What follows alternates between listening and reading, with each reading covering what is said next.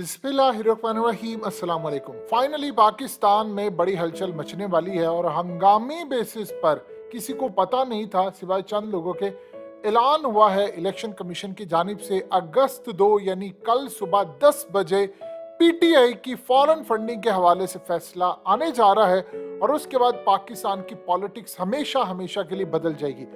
अब हकीकत टीवी आपको बता रहा है कि कौन सी पॉसिबिलिटीज हैं फैसला जो आने वाला है, और इमरान खान को भी बताया गया है कि किस तरह का फैसला आ सकता है और क्या सिनेरियो बनेगा। ये दो चीजें समझ लें।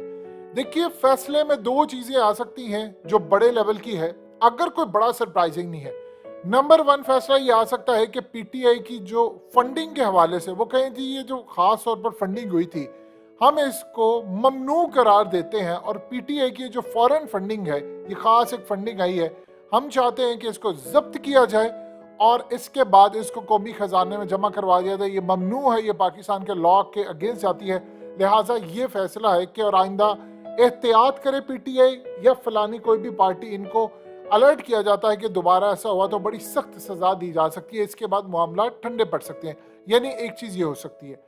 नंबर टू, और जो सबसे अहम तरीन बात है और गालिबन मामला इसी तरफ जा रहे हैं, याद रखिए फिर भी किसी वक्त भी पलटा बदल सकता है, क्योंकि पाकिस्तान में मेरिट पर फैसले तो होते नहीं, रातों रात कहीं ना कहीं कोई मामला तय होता है और उसके बाद फैसले कैसे से कैसे हो जाते हैं। अब ये जो फैसला आ सकता है, इसके मुताबिक फॉरेन फंडिंग केस में इलेक्शन कमीशन ये फैसला दे दे कि चूंकि बेजाब्तियां नहीं, ये बड़े लेवल पर फॉरेन फंडिंग मिली है, लिहाजा पीटीआई को कलअदम करार देने के लिए इलेक्शन कमीशन सजेशन देती है हुकूमत को कि आपको ये स्टेप्स उठाने पड़ेंगे और पीटीआई को कलअदम करार दिया जाए, और फलाने फलाने आर्टिकल के मुताबिक अब ये पार्टी इसके एमएनएज या फलाने ये असेंबली का हिस्सा नहीं हो सकते, लिहाजा इस पूरी की पूरी पार्टी को बैन किया जाए। वो फैसला देंगे, रिकमेंडेशन आगे हुकूमत तक भेजेंगे, शहबाज शरीफ तक, और शहबाज शरीफ उसको साइन करके, क्योंकि वजीर आजम पाकिस्तान ये कर सकता है, और पाकिस्तान के अंदर पीटीआई को बैन किया जा सकता है। ये असल में एक बड़ा सख्त फैसला आने वाला है, और एक जो पॉसिबिलिटी पहली है, इनमें से एक चीज आ सकती है। देखिए, दो चीजें यहां पर अच्छी तरह आप समझ लीजिएगा कि अगर तो रियासत ने आगे जाना है तो फिर तो मामला होगा पहले फैसले वाला, जिसमें आप ये देख सकते हैं कि ममनू है, चलो अब आगे लेकर चलना है। लेकिन अगर आपने कुछ इस तरह का करना है, मिसाल के तौर पर देखिए, अगर सेकंड स्टेरियो आता है, उसके अंदर ये बात आ जाती है कि ठीक है, इस पर बाबर ने फलाना किया, ये किया, वो सारा केस लड़ते रहे। देखिए, इस पर बाबर के पीछे भी तो कोई ना कोई है ना, वो अकेले तो नहीं है। ये बात समझने वाली है, कौन है जो थ्रू आउट ये चीजें लेकर चल रहा था। अच्छा, चीजें बैकडोर पर थी, अचानक ये सब उठाया। आपको क्या लगता है फाइनेंशियल टाइम्स की स्टोरी जो आई है, वो पाकिस्तान से उसका किरदार नहीं है? क्या पाकिस्तान से खुफिया तौर पर मामला तय नहीं किए जा रहे थे?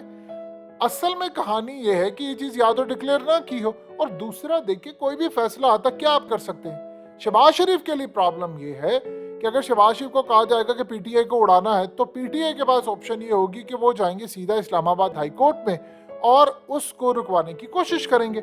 अब यहाँ पर आप इस तरह तो नहीं कर सकते कि आप पाकिस्तान की लार्जेस्ट पार्टी को रोक दें। नवाज शरीफ पर केस है। असल में शहबाज शरीफ को इस बात का पता है, अगर उनको कॉल जाती है, उनको फोन है, या उनको पैगाम है, या उनको रिकमेंडेशन जाती है कि भाई आपने एक काम करना है, आपने पीटीआई को उड़ाना है, तो आप सोच रहे हैं आप पूरे मुल्क में खाना जंगी की सी चीजों को दावत देंगे। उसकी वजह क्या है?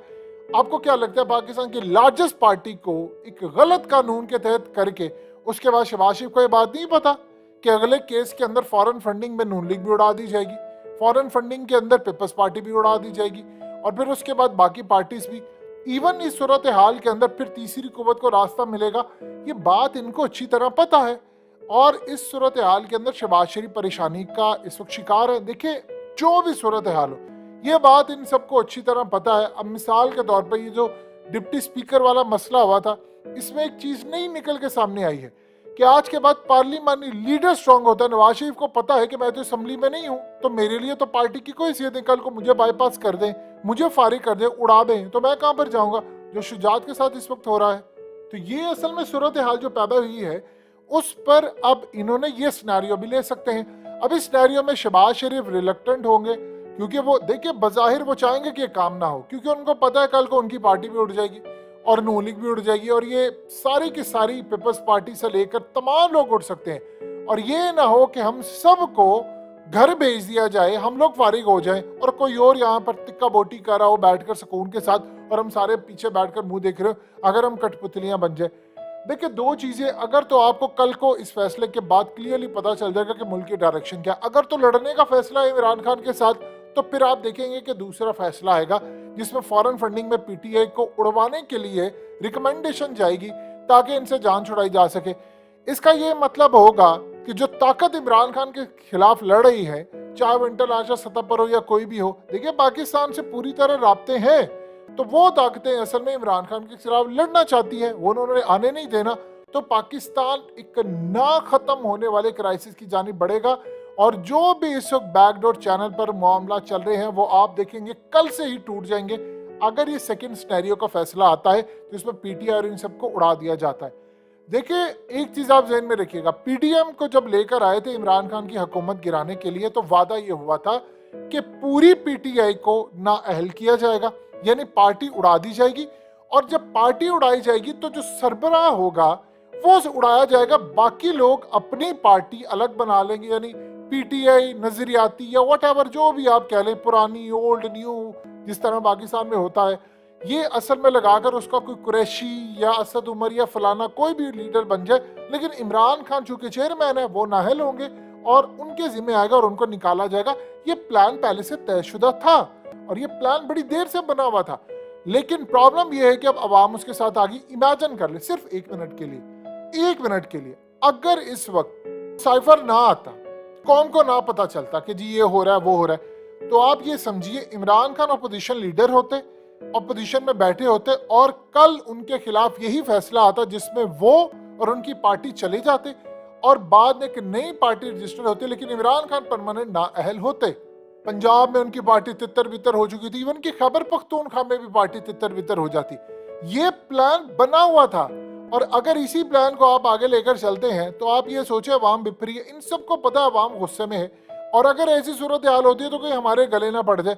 तो ये असल में दो बड़ी पॉसिबिलिटीज हैं जिसके तहत इन्होंने चलना है। अब कल अगर सेकंड पॉसिबिलिटी आती है तो आप ये समझ लें ये लड़ाई है, ये पाकिस्तान के हालात ठीक नहीं होने वाले, यानी कि फैसला हो गया कि मुल्क को इसी जानिब रखना है, तबाह रखना है और हमने आगे लेकर चलना है। और अबराज ग्रुप और आरिफ नकवी असल में ये सारे जो होते हैं इनको यूज किया जाता है इनकी चीजों को। अब वो नवाज शरीफ के भी साथ ही है, वो इमरान खान के भी साथ है, लेकिन असल में जब असल देखिए जो प्लेयर्स होते हैं असल में वो अपने आप को साइडलाइन रखते हैं और चीजें खराब करते हैं। अब ये कल आपको पता चल जाएगा कि अगर पहली नौयत का फैसला आता है तो पाकिस्तान को आगे लेकर जाने की तैयारी है, अगर सेकंड नौयत का फैसला आता है तो फिर एक लड़ाई है, वो क्लियरली फैसला होगा। और बैकडोर चैनल पर जितने मामलात मुज़ाकरात चीजें हो रही हैं वो अचानक रुक जाएंगी अगर कल इस तरह का सख्त फैसला आता है, क्योंकि मुल्क के अंदर मजीद क्राइसिस खड़ा होने वाला है। और इस सूरत हाल में कल ही क्लियर हो जाएगा कि पाकिस्तान ने आगे जाना है, बीच में रहना है, या सूरत हाल बहुत ज्यादा खराब होगी। कल आपको बताएंगे फिर कि सूरत हाल क्या हो सकती है।